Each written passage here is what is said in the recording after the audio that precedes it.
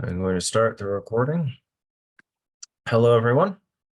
Thank you for joining us today. This is Checking Your Site's Accessibility, an introduction to tools, tests, and standards for website and web application accessibility compliance, presented by the Maryland Department of Disabilities Assistive Technology Program. Usual housekeeping items. We do have captioning available today. You can go ahead and turn that on from the menu ribbon in your Zoom webinar. Button should be show captions or close captions, something like that. I would ask that if you have any questions, please hold them to the end. We should have about 10 minutes or so to go through and answer them. I'm going to try and keep things fairly basic today.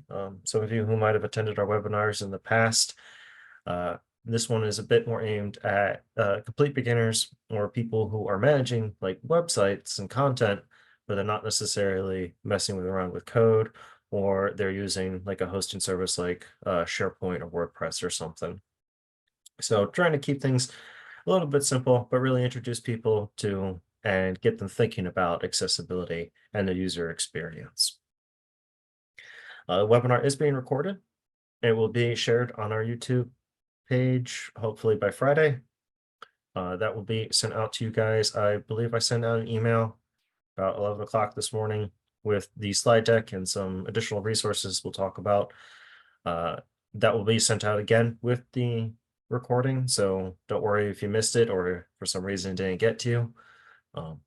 I did get a couple bounce backs, so if you did not get it or if you're not getting it, please make sure to reach out to us. I will post my contact information at the end of the webinar. With that, let's go ahead and get started. So, very first thing you want to think about with this is the initial decisions. What are you trying to do? What are you accomplishing?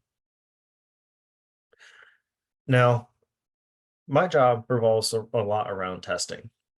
So I have to be quite thorough. I need to point out as many things as I can find, and I need to test a large sample in order to get a really accurate picture.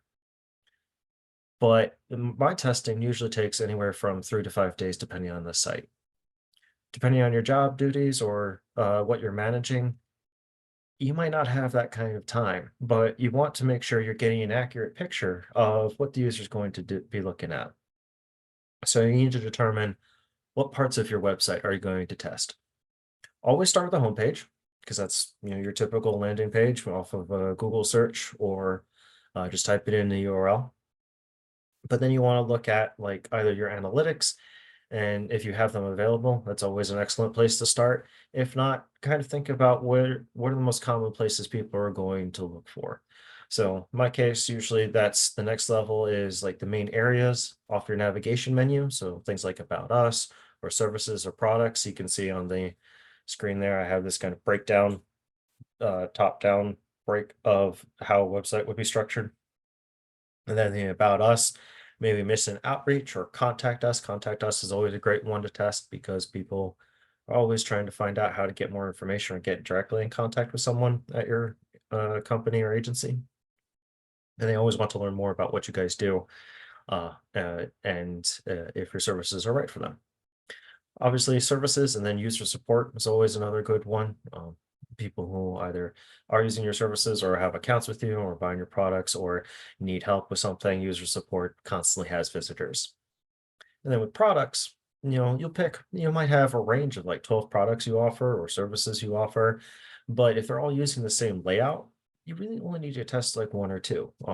Obviously, you need to pay attention to your content, but the content by and large can be a lot more easily checked and just kind of checked on the regular as you update or change them. The whole website, the template, that you're going to run across a lot of the same errors over and over again. So usually, especially if you're using the same template over and over, if you fix it on one page, errors are going to get fixed on other pages. So you really just need a representative sample of your website. You don't need to test every single page. Now, what are you measuring against? These are the standards that we'll be discussing. Everyone, I'm sure, is if you're at least like heard of accessibility, you've probably heard of the Web Content Accessibility Guidelines. That's by and large the starting point. We'll talk a little bit about those in the next slide, but we'll talk about some of the other standards that might be applicable to you. So you need to decide what level are you trying to reach. If you're just starting out, that very base level of the level A guidelines is probably where you want to start. What tools to use? Well, this depends a lot on what you're looking for.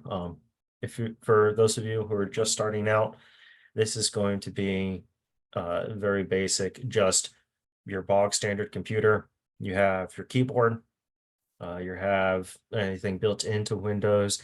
You might have a couple browser extensions like the ones I mentioned in the email, the accessible color picker and Andy. Um, but you're going to be just starting with very basic stuff. And as you learn more and get more comfortable with this, or you want to do more, then you want to look into other tools.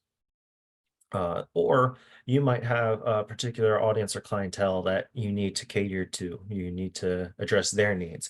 If you're someone who's working with the deaf or hard of hearing, then you're going to be looking at some different things than someone who's looking at this for wounded veterans who might have physical disabilities and they need to have a different user control scheme, or they use something like eye control or voice control, and you need to think about their needs first. So you might want to test with those tools rather than say a screen reader for someone who's blind. And then how often? Um, how often is really a judgment call. My general rule of thumb is you want to test at least once a year for this kind of testing that we're talking about, the manual testing. And then maybe do like a cursory scan like every quarter or so. The reason for that is because accessibility is always an ongoing process. It's kind of like software. There's always updates changing, and those updates can maybe improve it, but they can also break it. Those of you who are using a hosting platform like SharePoint or WordPress and are using their content management systems, they're making updates to those all the time. And sometimes that can help you. Other times, it might actually cause a problem. That form that you were using to sell a product on like Etsy or Shopify or something, it was working fine a month ago, but now suddenly, for whatever reason, you can't press the submit button with an enter press. You have to click on it. That's an accessibility problem. Might not be one that you can address, but you can get support onto it and get them to fix it for you. So those are the kinds of things that you always just need to keep in mind. You know, by and large, if you take care of a lot of the problems early on, you're only going to be dealing with the minor issues like that, and it'll be a lot easier to maintain rather than having to do like all this rebuilding. Now, with that said, if you change hosting services or you do a whole new website, completely update the look, then you have to do a full test because you've changed everything. And that opens up with the potential for more problems. Jumping back to the standards, I'm going to talk about specifically what we use here in Maryland. Those of you who work for the state, these are going to be really relevant to you. Those outside the state, you might only concern yourself with the first level or maybe the second level if you're working with the federal government in any capacity. So, as I mentioned, web content accessibility guidelines kind of form our basis. They are the standards developed across the international realm. They have by and large become the de facto testing method or testing standards. That was what they were developed for. There are different levels though. 2.0 is an older version that the federal law was built on, same for the Maryland law. And it's kind of where a lot of people start out because there it's pretty simple, and it's a bit easier to understand. And then you can, the later standards, 2.1 and 2.2, are built on top of it. So if you've already dealt with the 2.0 standards, then you might feel comfortable making the jump up to 2.1 or 2.2. Now, each level is broken into groups. So single A, double A, triple A. Those are different level of standards. I'll talk about them shortly. But building on top of that, if you deal with the federal government in any way, or you're in the US, you might hear about the Americans with Disabilities Act, the ADA. and then Federal Section 508. Those two form the next level uh, in here in Maryland. So Section 508 does reference the Web Content Accessibility Guidelines, also known as WCAG, WCAG. They form the standards for the federal government if you are doing business with them or they are providing services to you. They are the standards that the US government has put in as law. Um, Now, the Americans with Disabilities Act currently does not have any set standards. However, there was a proposed ruling last June, it might be July, um, that would put the WCAG 2.1 standards as their standards. I say that also because that is coming up this spring for a final ruling. And then a lot of the lawsuits and legal cases involving the ADA and digital accessibility have used WCAG 2.1 as kind of their solution to the problem. So it again builds back on the WCAG guidelines, but it does have some of its own nuances and such. A lot of those lawsuits will usually incorporate solutions required by the uh, the judge and the legal circuit to implement specifically for the claimant's problems. And finally, in Maryland, we have our own accessibility law, the non-visual access clause.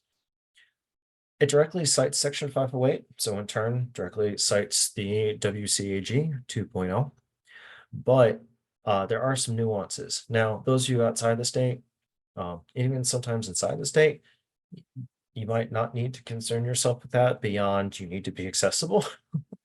And you can always reach out to us, either myself at the Maryland Department of Disabilities or the new Office of Accessibility at the Department of IT. Um, but the big thing I want to say, reason I bring this up is we have our set of standards that we test against and use built on these other ideas.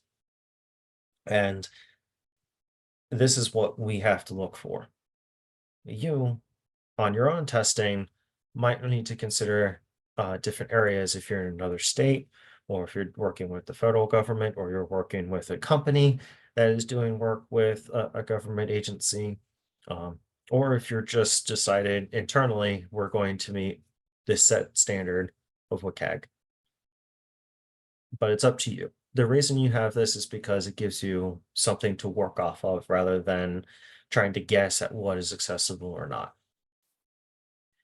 Now, I do want to cover the guidelines themselves because this is my third point. I'm skipping ahead a little bit, but meeting the standards doesn't mean you're totally accessible. They were written vaguely on purpose because we're trying to cover a huge amount of use cases, thousands of use cases, and some of those cases can have conflicting needs.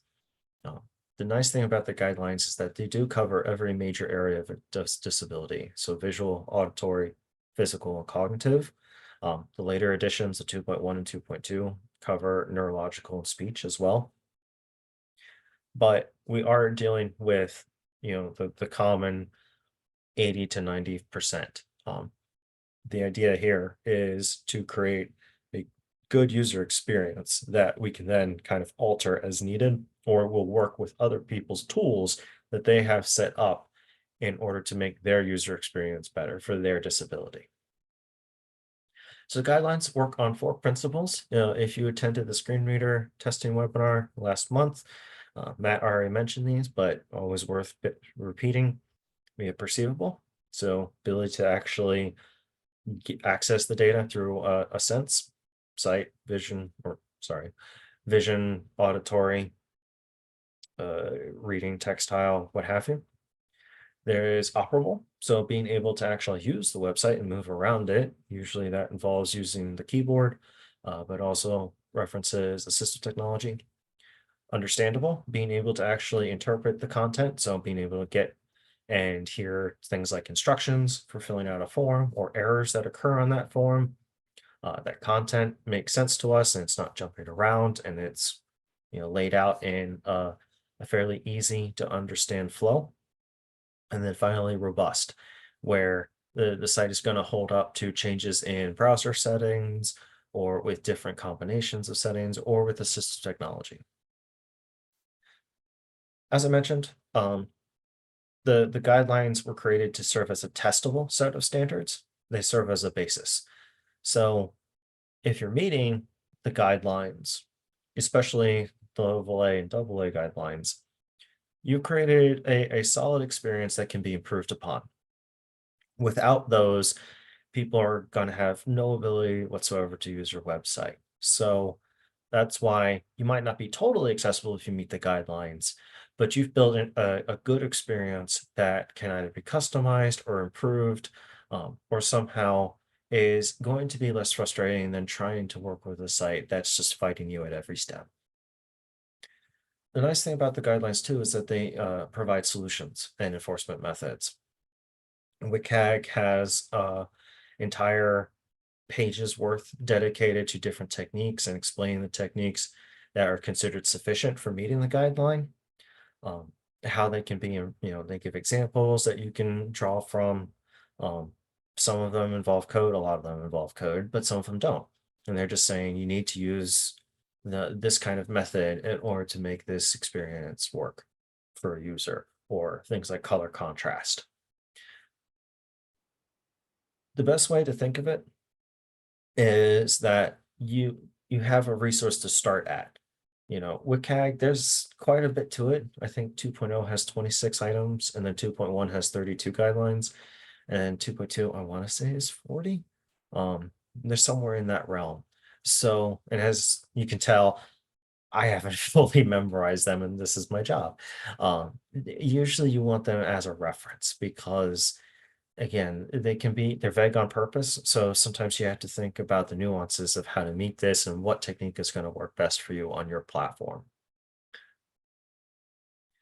I do want to show a quick breakdown of how a guideline is written so that you can understand it if you go and look at them. So they're broken into a set of three numbers. The first one is the principal, so that perceivable, operable, understandable, or robust. There's the section, so there's different groups inside there, usually dealing with different areas, like captioning or operation via keyboard or form controls versus instruction versus language of the page. And then the guideline itself is the third number. Then they'll state the requirement. So what is the actual guideline? What are you supposed to do?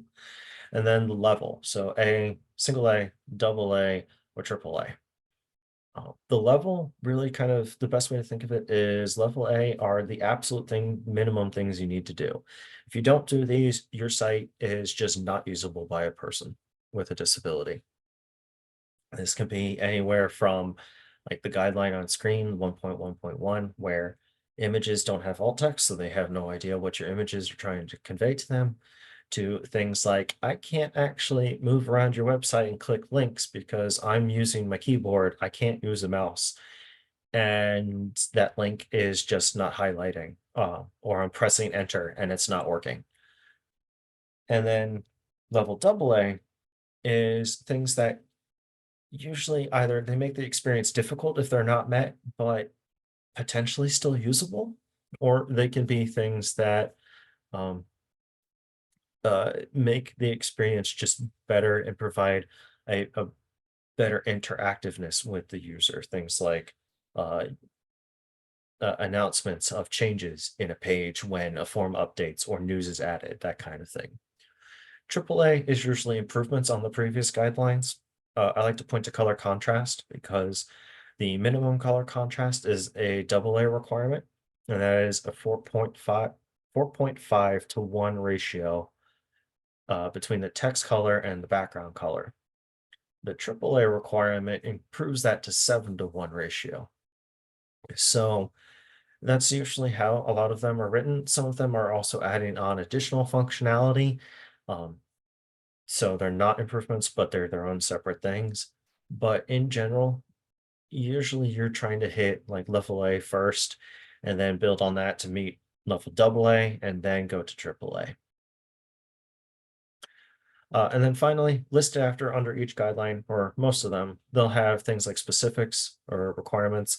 Um, They'll have exceptions or practices for specific element types. So the example is the very first guideline, the one that you will see in pretty much any presentation on accessibility or introduction to it. 1.1.1 non-text content. All non-text content that is presented to the user has a text alternative that serves the equivalent purpose, except for the situations listed below. Usually this is referring to images, but it can refer to other types of content.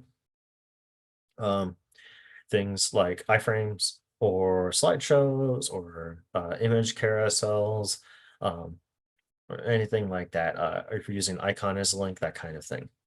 So usually that means describing the image. However, this has one specific that it adds here. Controls, input controls.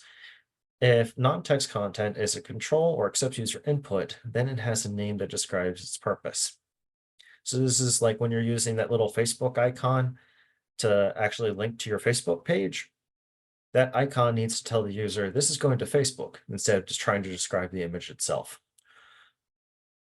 That's the most common example of this. There's other ones though, but and that's why they have the reference to a different guideline to explain more about using controls and user input and labeling those. But in general, you're thinking of if you're using this image as a link to something else, you want to tell the user where they're going to go if they click it, rather than try and describe the image to them. Because I would hope that these people would want to know what they're clicking before they click it. So that's the basics of how WCAG is written and how you can interpret them. Um, as I said, this is kind of a good starting point to learn about accessibility and what's needed. It can look a little overwhelming at first, but it once you get a little comfortable with it, it gets much more simple than you think. Now, I want to talk a little bit about the testing procedure before we get any further. The reason for this is because it does kind of determine what you're going to be doing, um, and how you're going to run through your site. So I'm going to discuss this in terms of what I do, but I want you guys and I encourage you to start at just one or two parts and then add on to it. This is a process. You're building the skill. So testing tools, your standard keyboard, QWERTY, if you are using an English US laptop or personal computer. If you are using a keyboard with a different language, perfectly fine. Um, or different setup, what have you. Doesn't matter. What you're really trying to make sure is you can use your website without the use of a mouse or any other control scheme, just your keyboard that hopefully most any computer has. Um, then also we'll usually use some kind of automated tester like Andy. Andy is the one developed by the federal government for Section 508 testing. We use it here because there's a lot of overlap between our laws. There's Wave. Wave is a common one from WebAIM. A lot of people have heard about it and maybe have tried it out. There's Axe from DQ. I think Level Access has one. There's a lot out there. Really, you just want to have, I tend to use two just as a cross comparison, especially because one or the other might miss something. Or sometimes I just like the way one explains it better or finds the code better. I would encourage you really just to try out one. Wave is a common one to try out. Andy is good if you're going to be dealing with government work and all.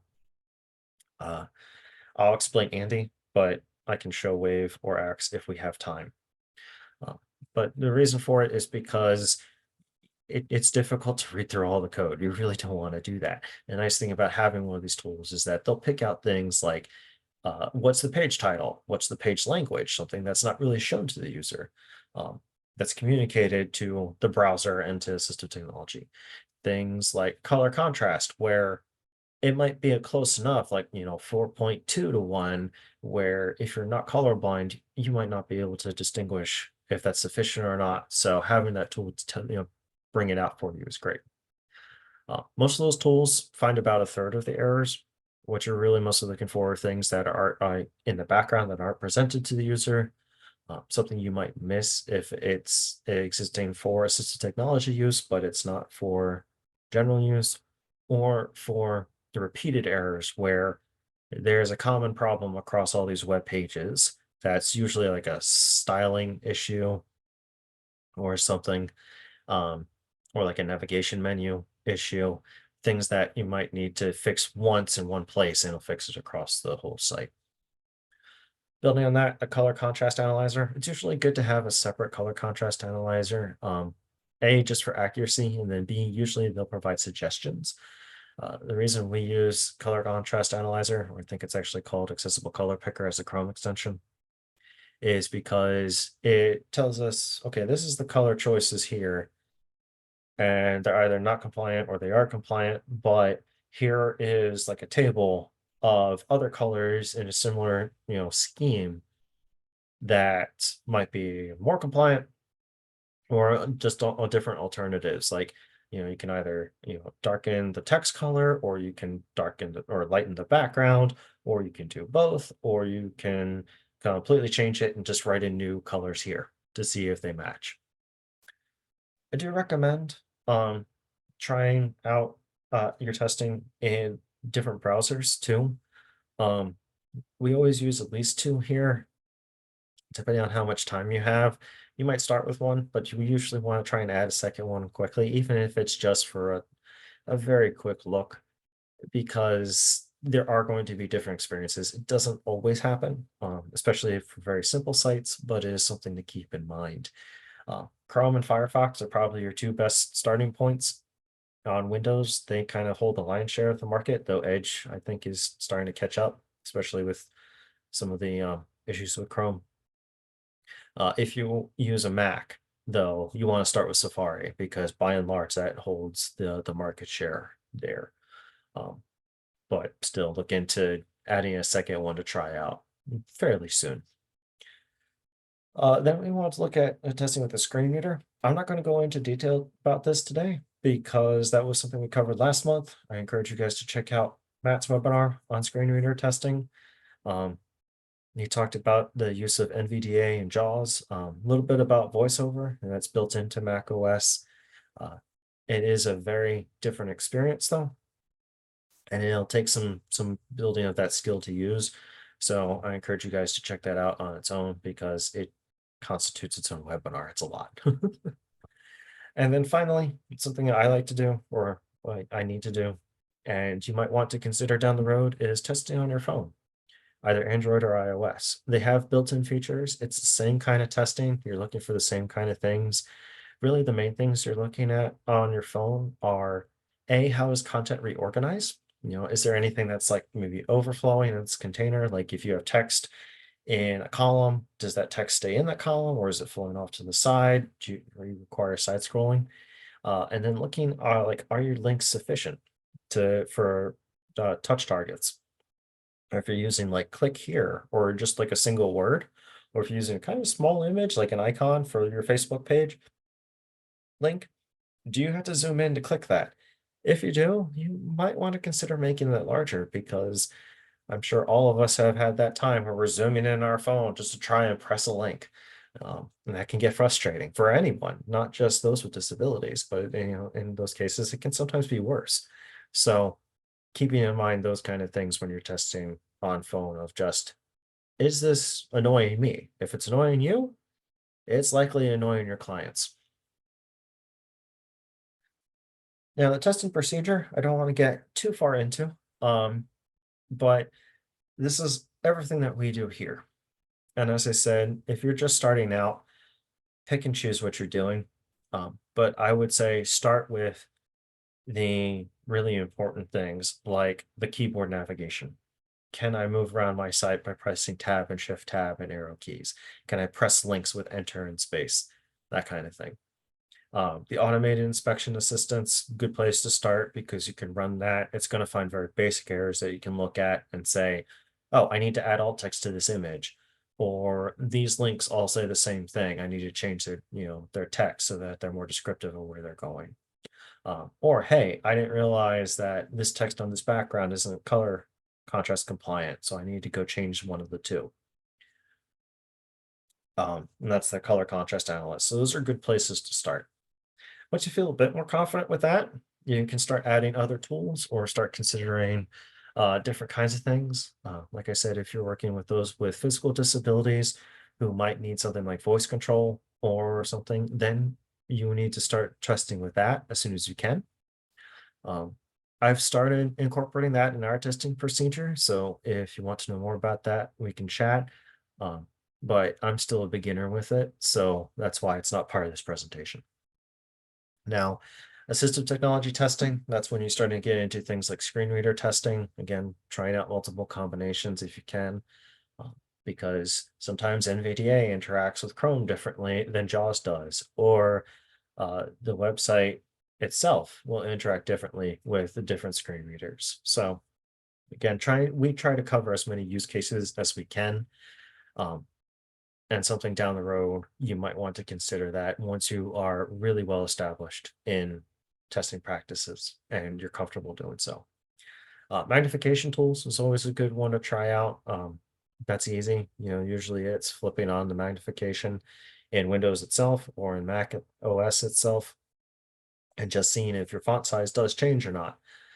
Some of these things that we're discussing might be system issues or things you need to bring to the attention of the support. Like if you're hosting your site, as I mentioned, with WordPress or something, and you can't get to that thing to change it, put in a ticket. Um, it is their responsibility to fix these things, especially if it's affecting your site and affecting the ability for people to use your services. And then finally, as I mentioned, voice control and physical control options. That would be the last thing I would say to add, unless you're specifically dealing with people with those disabilities. Um, if mostly just because, like the screen reader, it's a very different method of controlling the computer, and it'll take some getting used to first. Uh, and then that depends on your standards. Like I said, we start with screen reader because our own law is primarily focused on non-visual access, but we do try to incorporate these two areas because they are part of accessibility and part of our jobs. For you, you might want to just deal with the basics first. And then mobile testing. As I said, a lot of these things exist on the phone. You have magnification, you have a physical assistant, you have a screen reader built into your phone. Every single one of you has one. It's in the settings and accessibility features. You might just want to try and play with them. You might find that they work better for you in general. There are times when I found I like having the improved uh, color filter on there. I'm not colorblind, or at least I was never diagnosed with anything like that, but sometimes I find that a little easier to digest, especially with some older sites where increasing the contrast or even increasing font size can just be an improvement because it's an old website that wasn't designed for on mobile.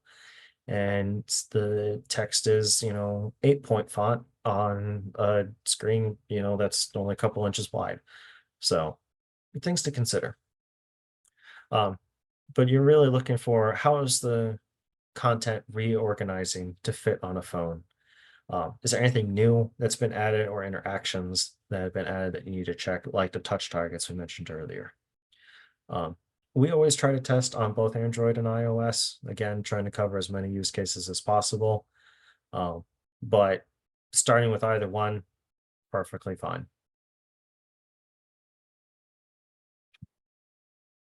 As I've been trying to mention this entire time, and I hope I haven't been repeating myself too much, but start with the basics. So these are kind of the five things I say if you're just starting with accessibility, look at these things. This is this is your bare minimum. These are the things that prevent people from either understanding your site or being able to use your site. And they are all things that you should be able to control with even just a content management system. No coding required, no understanding of HTML or CSS or JavaScript. These should all be available to you in whatever platform you're using and the tools you have at your hands. So alternate text for image. So adding descriptions to your image. When we get to the demo shortly, we'll talk a little bit about what kind of text descriptions you should be writing for what kinds of things that they do. Headings for navigation, content organization.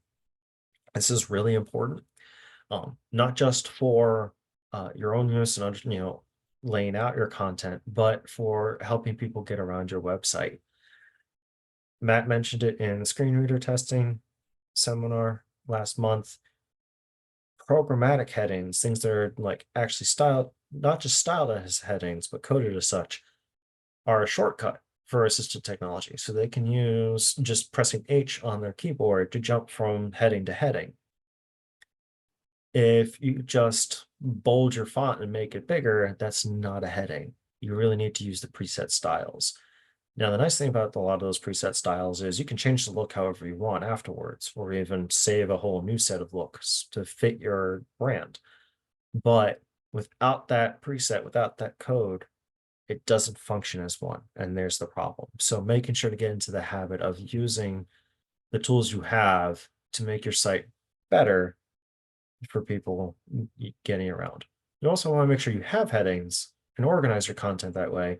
So someone with a cognitive disability, like dyslexia or reading comprehension issue like that, or ADHD or anything like that, is able to digest your site in chunks or understand how this section relates to the next section, or if they're separate topics or what have you, making it just easier for the user to really find what they're looking for and understand it quickly. Form field labels. Um, this also applies to error messages, but making sure people know what you're asking for in that form. What should they be filling out? This needs to be both visual and programmatic. There needs to be something there that tells people this is a required field. I need to put my name here. What format should I put my date of birth in? That kind of thing. Table headings, really important for people to understand how data is relating in your table. A lot of people use tables for presentation. You really shouldn't be doing that anymore. I know that was a popular thing way back when in the start of the World Wide Web.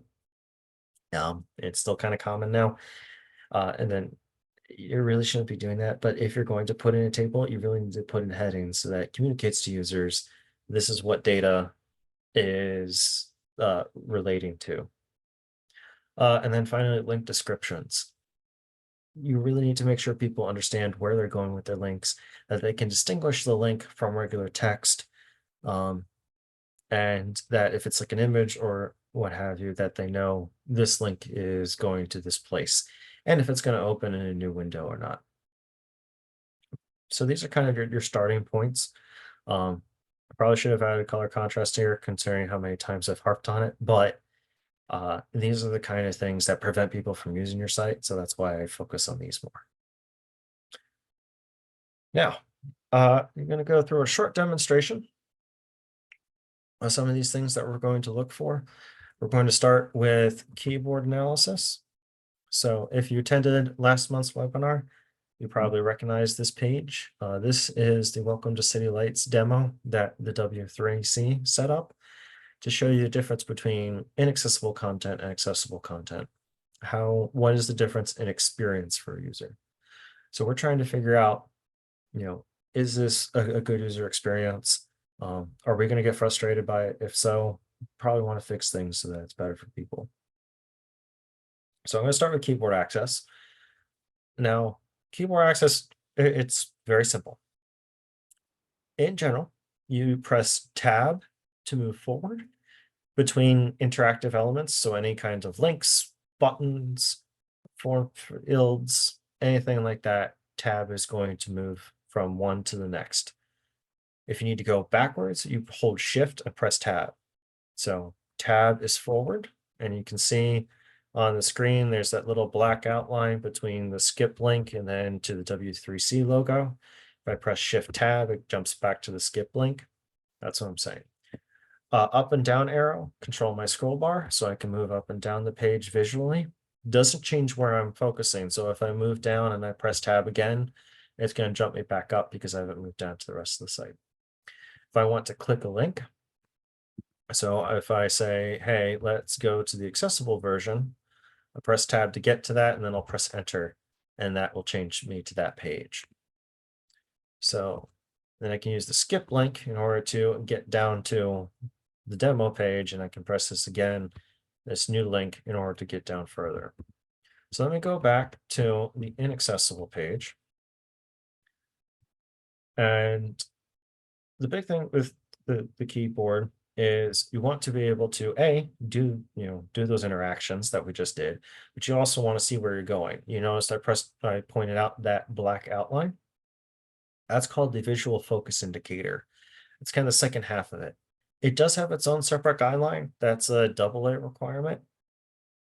Really, though, you should think of it as part of the single A requirement of keyboard use because I press, well, let me use the skip link. If I press tab, so I have it here on city lights, but if I get past those first two, that first logo and then that form field for a quick menu, I'm now pressing tab. I don't know where I am anymore. Sometimes, depending on how the browser is interpreting it, you might see in the bottom left like the URL pop up. So sometimes you can kind of guess where you were, but I'm just pressing tab. It's moving around, but I don't know what I'm doing. And personally, I would consider that a major problem because now it's really difficult to use your site, almost impossible. Because if I press enter accidentally, I don't know what's going to happen, or if I'm even going to use a link. So this is the kind of thing that you're looking for. Um, if you're on a CMS, this usually is part of your styling sheet. I don't know. I know SharePoint has an option to add something like that, or might be able to guide you through creating that. I don't know if WordPress or something does, but it might be something to ask support how you can implement that or look for tutorials on it. So now I have to press Shift Tab a bunch to try and get back to where we were. And then if I go to the accessible page, I skip to that. Now I can clearly tell where I am because there's either an outline or the background changes. There's this really clear indicator of this is where your keyboard cursor is. If I press enter, it will take me to that article.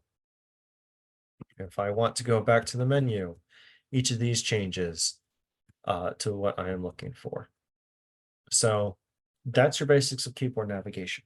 And really all you're going to try and do is, can I move through every single element here? Yeah, okay, great. If I click a link, does that take me there? Technically, yes. The demo, it doesn't because it doesn't exist. But it's the idea of this is something I can get to and click and able to use. For something like the inaccessible page, okay, I can get to this. So this is not so much of a problem. It is in other ways. We're not going to talk about that. But for keyboard use, I can still use that menu. So that's okay. That's the kind of things you're looking for. Can I click links? Can I use form drop downs, form field labels, um, that kind of thing?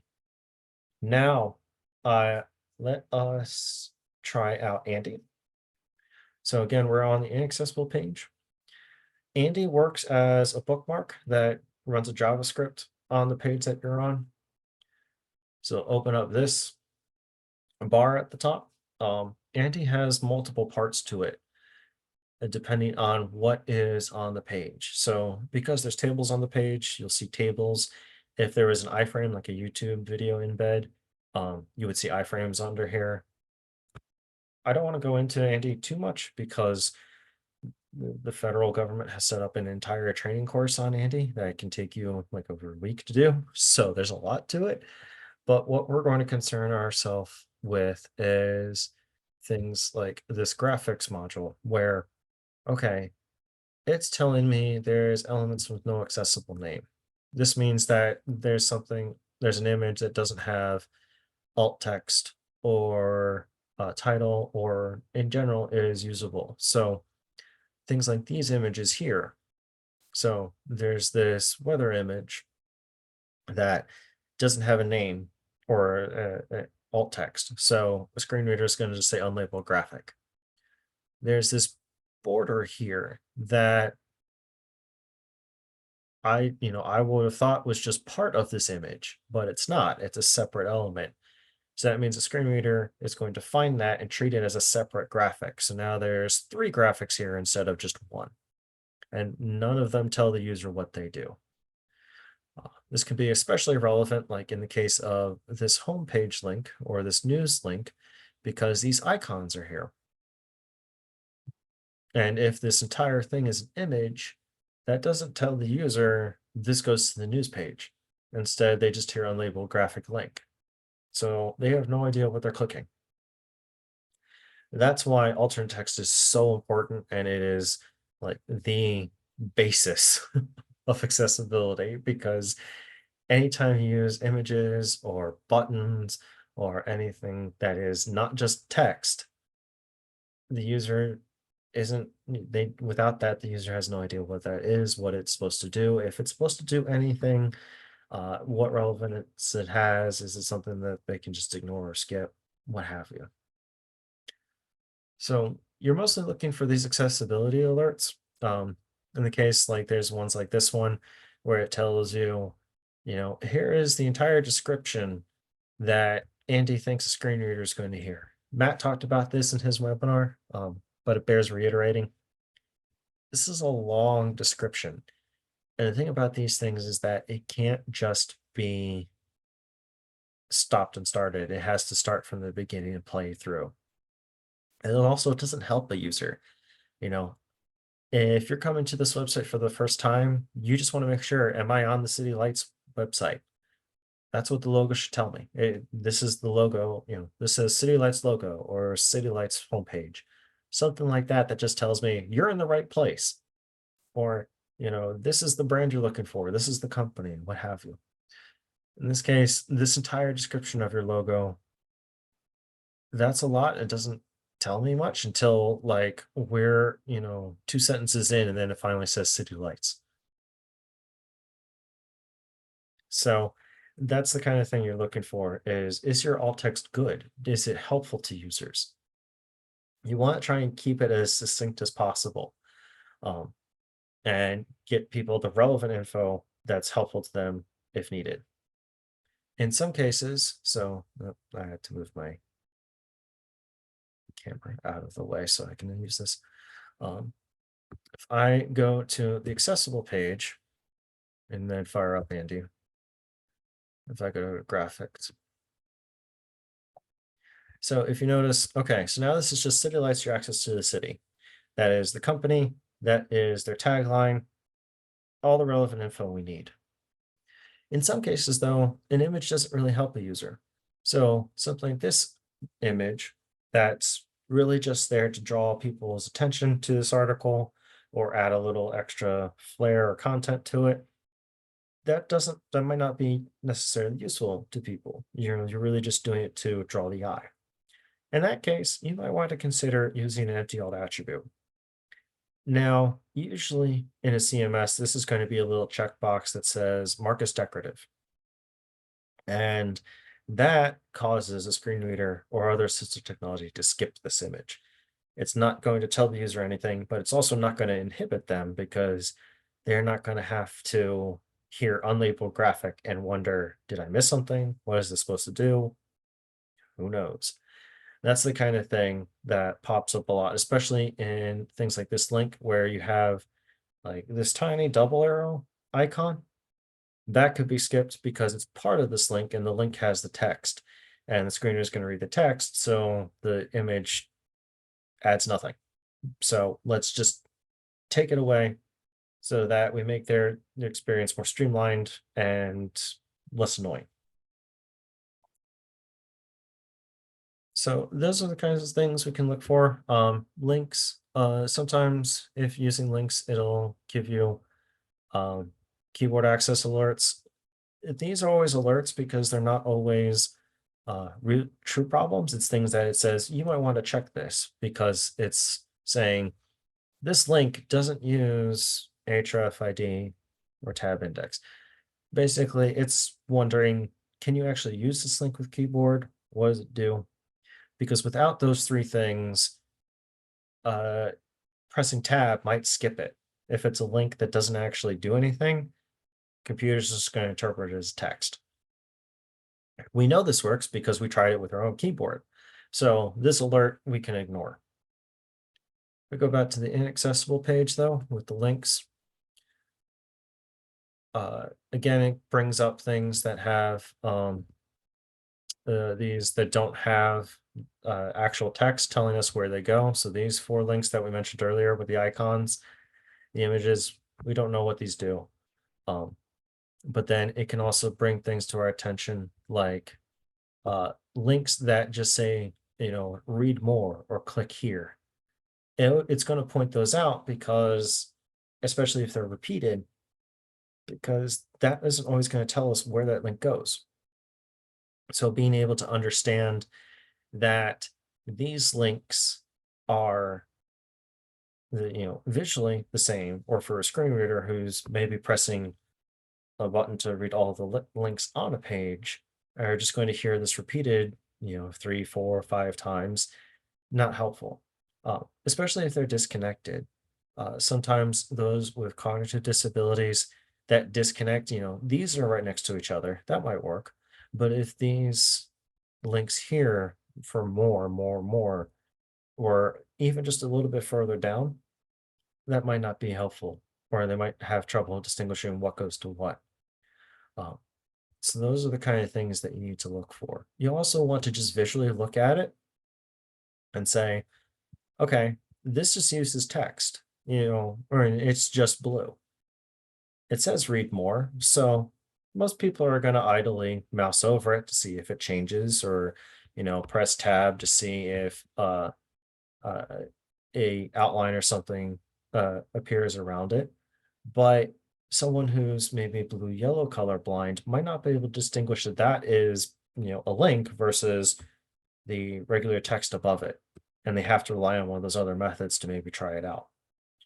That's why something like a visual distinguishing thing, like an underline or some other conventional method, is really useful. So you want to make sure that your links stand out from your regular text, not just with color.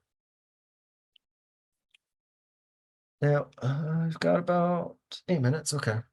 So, color contrast. Try it run to Andy again. So, as I mentioned, this has a color contrast module. It will give you two alerts for things that it knows it finds. So, this free penguins text, it tells us this is the text color and the background color. Usually, it tries to pull these from the style sheet because it's going to rely on that because it's the most accurate. Um, and then it will tell us what is the font. So in this case, it's bold, not point font. That's relevant because the guidelines do point out different ratios for bold text and font size. So 14-point bold or 18-point regular font is kind of the minimum threshold for a lower color contrast. I really strongly encourage people just meet the minimum requirement, the 4.5 to 1. The reason for that is because people have the ability to change the text on their own, or the font size on their own, or they might have their own user style sheets or something. So making sure that it works across the board is a lot easier than trying to play with, oh, I can meet it at this level versus that level. Don't make this simpler for yourself. Just meet that minimum requirement, or even go up to the 7 to 1 AAA requirement and be done with it. But the nice thing about this is that it does suggest uh, what you can change the text color to in order to match, and it gives you the code right there. Most cases, you can just copy paste that into your CMS and you're good. Now, this only does text color. So that's why I say try out a different tool like our color accessible color picker. If I click this, um, opens up a new window.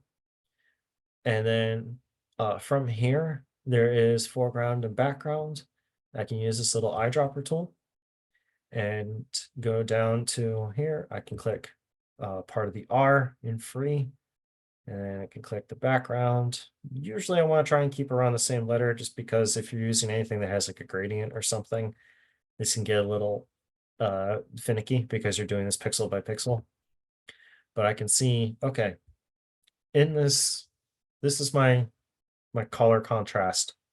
And then the center box is the colors I chose. Here's its compliance rating. In this case, that ratio is below the threshold. So in this case, it's not compliant. But then I can look at different options for meeting that contrast compliance. I can either uh, only change the foreground text color, or I can change just the background color and keep my, oops, not that one, and keep my text the same color, or I can change both and meet an even higher standard. So that's the nice thing about this tool. The reason we use it is because it lets us suggest different options rather than just changing text color. Because sometimes, like in the case of, these headings, you have um, text on these things. They're probably using the same style sheet class in order to apply it to both. But in other cases, if I change this color on this text, it might affect this heading or something because they use the same code. So now I've potentially, I fixed this problem, but I've made this a problem now. So it might be better just change the background here because it won't affect this. So depending on how that depends on how your site is structured. So that was the kind of quick rundown of things that we look for. I think I covered everything. Oh, headings. Very quickly, just to look over that.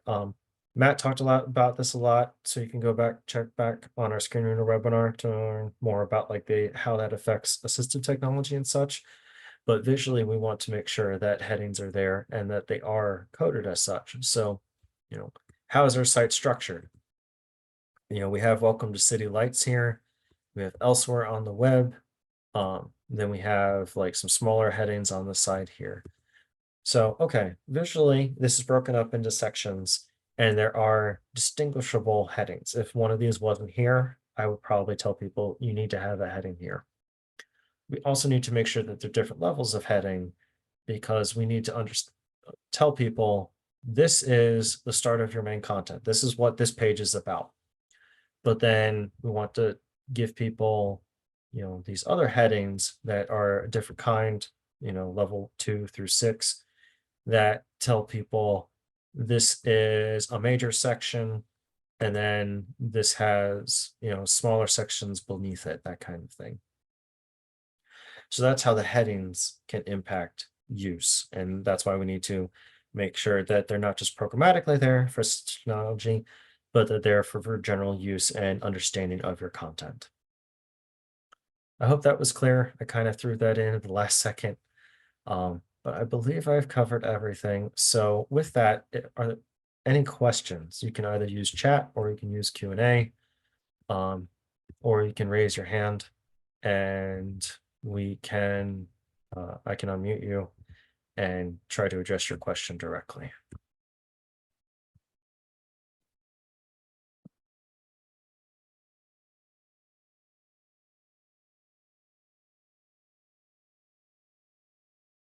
I don't see any at the moment. Let me switch back to my PowerPoint quick. Just to go over some final thoughts. So one is establish a standardized approach. Think about what you're going to do first, what you're going to look for, what are you going to test for, how are you going to do that? So what tools are you going to use? What browser do you want to start with? What are you most comfortable with? Maybe is a good place to start. If you use Chrome all the time, start with Chrome. A lot of people are the same way. They only use Chrome or Firefox. Choose a starting point. And then provide direction with your standards and solutions, not just look for these things, but think about what you're trying to fix and who you're trying to fix it for. um, I talk a lot about user experience and think about, okay, I may be compliant, but is this helpful to a user? Is this a good experience? Is this what I want people to think or feel when they're on my website trying to buy my product or sign up for my service? That's going to be your kind of overarching guidance on your website testing.